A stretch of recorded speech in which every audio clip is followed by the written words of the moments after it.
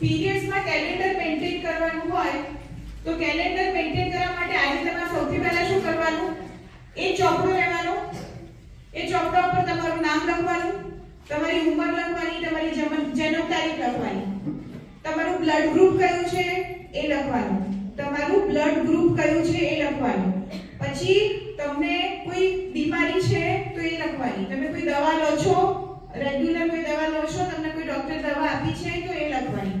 બીજો પ્રશ્ન, તમારી મમ્મીને પૂછવાનું કે મમ્મી તમે કેટલા વર્ષના હતા ત્યારે તમે માસિક ધર્મમાં થયા હતા, એનો જવાબ લખવાનો કે મમ્મી 13 વર્ષની ઉંમરે કે 14 વર્ષની ઉંમરે માસિક ધર્મમાં થયા હતા, ઓકે લખી દીધું. તમે માસિક ધર્મમાં થાવ છો અથવા જ્યારે થવાની શરૂઆત થઈ ગઈ ત્યારે તમને દુખાવો કેટલો હતો, અનિયમિતતા કેટલી હતી, તમને કઈ કઈ તકલીફો પડતી હતી અને કેટલા ટાઈમ સુધી તકલીફો પડી એ લખવાનું. શું તમે ડોક્ટર પાસે ગયા હતા? બેટા ધ્યાન રાખો અહીંયા. શું તમે ડોક્ટર પાસે ગયા હતા તકલીફ માટે? ઇફ યસ, જો ગયા હતા તો ડોક્ટરે તમને શું કહ્યું હતું એ લખવાનો, એનો જવાબ લખવાનો. અને જ્યારે તમને જો કોઈને બહુ દુખાવો થતો હોય તો કેટલા વર્ષ પછી તમારું નોર્મલ થયું, જેમ કે લગ્ન પછી નોર્મલ થયું, એ બદલાયું, દુખાવો ઓછો થયો કે વધ્યો, આ બધી જ વસ્તુ લખી લેવાય. બરાબર?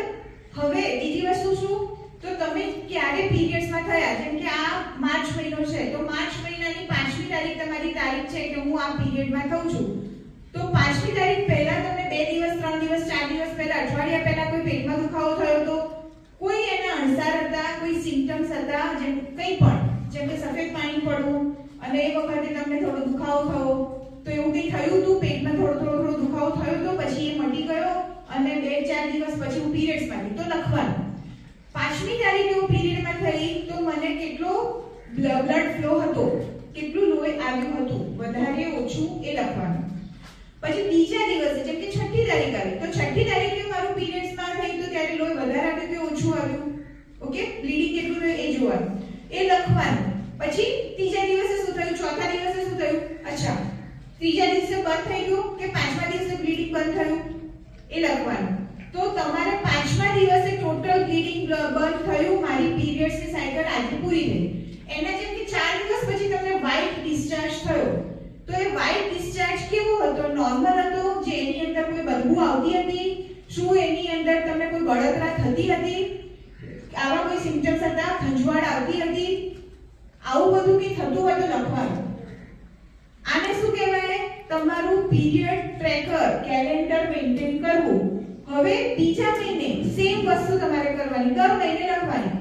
હવે જો તમે દર મહિને જોશો તો જો તમારી પીરિયડની સાયકલ 25 દિવસની છે તો તમે બીજા મહિને કેટલા તારીખે, જેમ કે આજે 5 તારીખે થયા તો 5 દિવસ વહેલા થશો.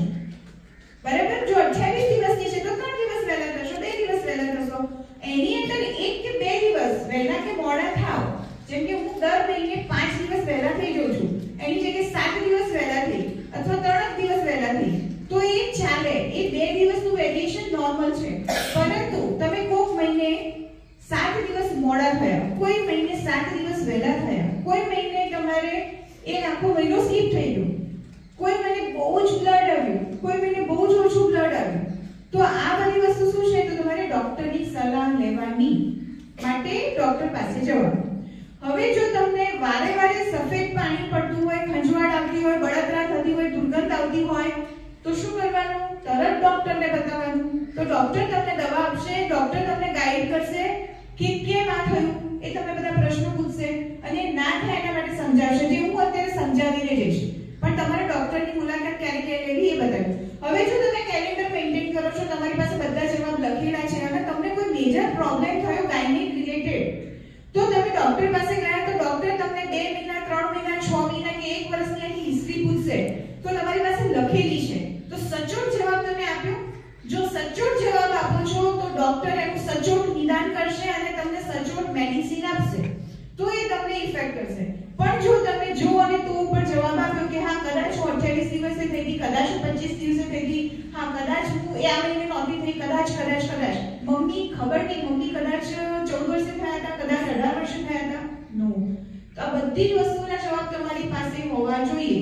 બરાબર? અને આ બ્લડ ગ્રુપ ને આ બધું લખાયું તો એ એના માટે છે કે જ્યારે તમારા પરિવારમાં કોઈનો એક્સિડન્ટ થાય અથવા તમારો એક્સિડન્ટ થાય અથવા તમે સ્કૂલમાં તમને કંઈ થઈ જાય તો એ ચોપડો તમારી જોડે સ્કૂલમાં હંમેશા હોય તો તમે જેમ કે તમે બેભાન થઈ ગયા, ઓકે, અથવા તમારો એક્સિડન્ટ થઈ ગયો અને તમારું બ્લડ ગ્રુપ કયું છે કોઈ તમારી બેનપણીને ખબર હોય તો એ તરત તમને એ બ્લડ ગ્રુપની બોટલ્સ તમને ચડશે, એ બધું એમને ખબર પડે. અથવા તો કોઈ જે એકદમ ઇમરજન્સીમાં તમને મેડિકેશન્સ આપવાની છે એ તમારી અંદર લખેલી છે, તો આ બધી જ વસ્તુ ઓલવેઝ તમારી જોડે હોવી જોઈએ લખેલી.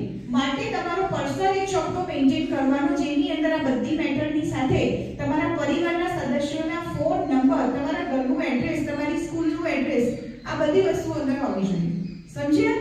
અને પછી જોડે લઈને જવાનું. જેમ કે તમે રસ્તા ઉપર ટ્રાવેલિંગ કરી રહ્યા છો, કોઈ બસમાં છો અને બસમાં એક્સિડન્ટ થયો અને તમને હોસ્પિટલાઇઝ કરે અને તમારું દફતર તમારી જોડે છે, તો તમારા એ ચોપડા ઉપરથી બધી જ વિગત કોઈ પણ વ્યક્તિને મળી શકે છે.